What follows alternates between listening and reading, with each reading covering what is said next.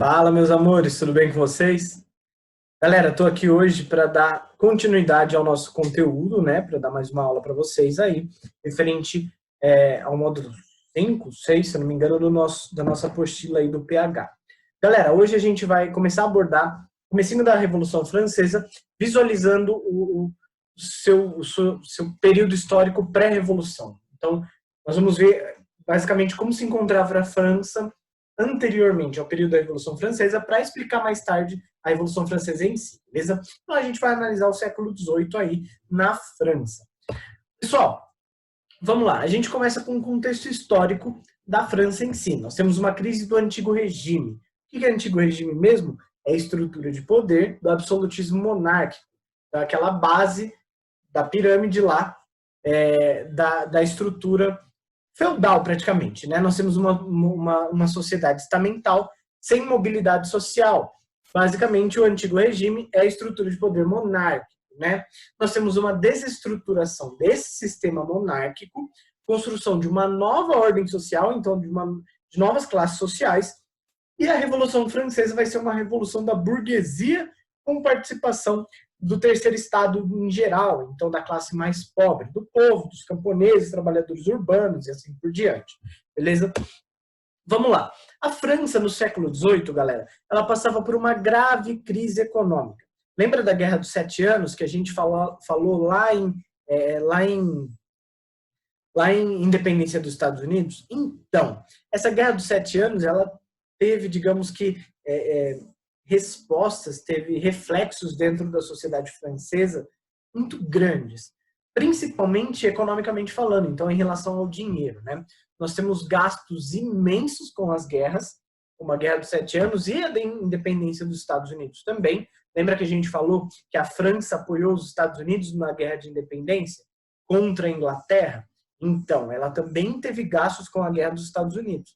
Nós temos altíssimos gastos com o luxo dos grupos privilegiados, como o clero, os sacerdotes do clero, e com a nobreza francesa, que tinha condições de vida extremamente luxuosas e que não traziam nada de volta para a sociedade, e só gastavam e não produziam, certo?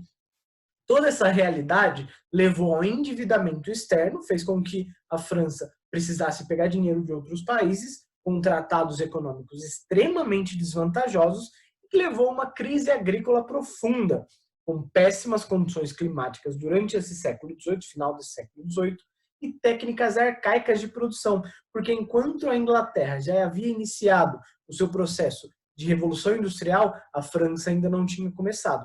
Então nós temos a França muito atrasada em relação às suas técnicas de produção. Tudo isso aqui vai levar à escassez de alimentos, crise de abastecimento dentro da França, elevação dos preços dos produtos e muita fome para a população francesa.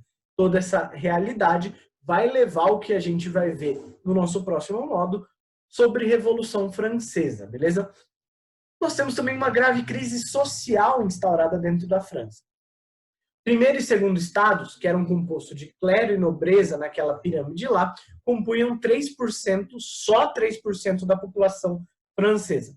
Então, vamos dar um exemplo disso aí. Se a França tinha, por exemplo, 100 milhões de habitantes, apenas 3 milhões de habitantes faziam parte do clero e da nobreza. Muito pouco. Ou seja, 97% da população, a grande maioria da população francesa, se encontrava em péssimas condições de vida. Certo? Esses 3% da população que compunha basicamente clero e nobreza não pagava imposto, recebia pensão do Estado e tinha cargo de importância e prestígio.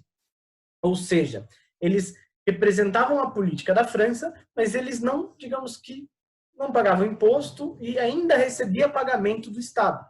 Eles só tinham ganhos, mas não representavam nenhuma força econômica, nenhum trabalho específico dessa sociedade que não seja político, certo? Enquanto o terceiro estado, que é o resto da população, ou o povo, composto de burguesia, camponeses, trabalhadores urbanos e afins, compunham 97% da população francesa e que pagava pesadíssimos impostos. Então, mesmo em condições péssimas, precárias de vida, eles tinham que continuar pagando esses impostos para o clero e para a nobreza, certo? E além disso, nós tínhamos uma crise política instaurada dentro da França, com descrédito da família real francesa, incompetência dos reis franceses, seguidamente uma série de alienação dentro da nobreza e da população francesa e a repressão, ou seja, a resposta violenta às manifestações populares por parte do Estado francês. Isso vai levar ao anacronismo do direito divino dos reis. Ou seja, será que esse direito era divino mesmo? A população vai começar a se questionar em relação a isso. Como? Com base nas ideias iluministas. Vamos lá. As crescentes crises que a gente acabou de ver, crise econômica, crise social, crise política, juntamente do nascimento das ideias iluministas, todo esse contexto vai levar ao início da Revolução Francesa. E quem que tinha interesse nessa revolução? Camponeses, que buscavam acesso à terra e o fim das relações servis de produção, fim da servidão, trabalhadores urbanos, que buscavam melhores condições de vida, melhores condições de moradia, melhores condições de trabalho, como a gente viu lá na realidade da Revolução Industrial, lembra? Eles viviam em condições próximas. Então, as condições de vida são horríveis, certo? Então, os trabalhadores urbanos também tinham interesse nessa revolução. E, principalmente, galera, a burguesia. Porque a burguesia almejava poder político, queria eliminar todos os obstáculos que impediam o desenvolvimento das atividades econômicas.